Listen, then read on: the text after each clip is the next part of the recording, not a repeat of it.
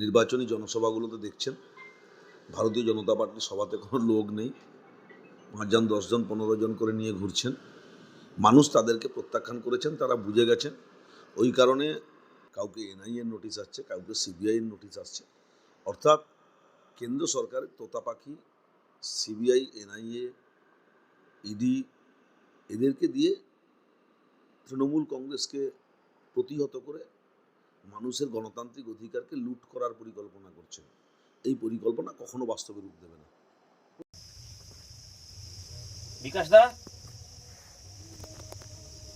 ও বিকাশ দা,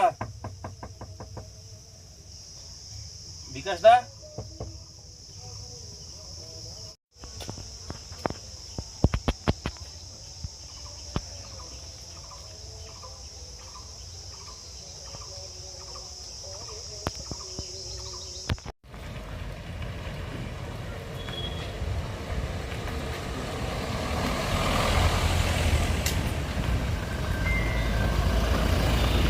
ভোটের আবহের পূর্বে ভোট 25 তারিখ, তার আগে আমার পরিবারের সমস্ত লোকের voter I card, bank account এবং আধার কার্ড চাইছে।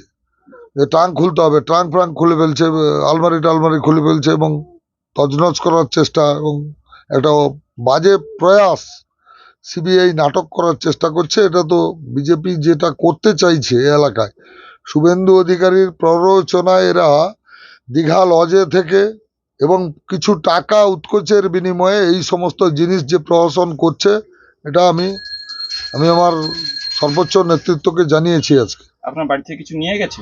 আমার বাড়ি থেকে না, ডকুমেন্টস ওই কিছু আধার কার্ড আর ভোটার কার্ডের জেরক্স টেরক্সগুলো কিছু কাগজ তছনছ করেছিল, সেগুলো যা নিয়ে গেছে। আর কোনো দেখা করা বা কোনো কিছু? না, আর কোনো কিছু কথা বলেনি। বলেছে, ধমক দিয়ে গেছে, বাড়ির যারা বাড়িতে থাকে আবার আসবো, তুলে নিয়ে যাব, ওরা কি করে উল্টা। কোনো কিছু বলেছিল যে কারা এসেছিলেন, কি ব্যাপার আপনি জানতে চেয়েছিলেন? কি আমি বললো যে সিবিআই লোকেরা, জেনেছি সিবিআই লোক। প্রাথমিকভাবে কাউকে জানিয়েছেন? সময়টা গড়িয়ে গেছে। আমি তো আমার জেলা সভাপতি এবং সর্বোচ্চ নেতৃত্ব এবং রাজ্যের জানিয়েছি। এটা নিয়ে কি আবার কোর্টে দরবার হবে? আবার আমি কমপ্লেন তো করবই এবং এদের যা করার আইনি পদক্ষেপ আমি নিব। আসামে আমার ছেলে হতে পারে, কিন্তু আমার উপর মানসিক টর্চার, আমার পরিবারের উপর মানসিক টর্চার, এটা ভারতবর্ষের সংবিধান বিরোধী, আইন বিরোধী কাজকর্মে সিবিআই লোকেরা নেমেছে বলে আমি আমার কমপ্লেন করব।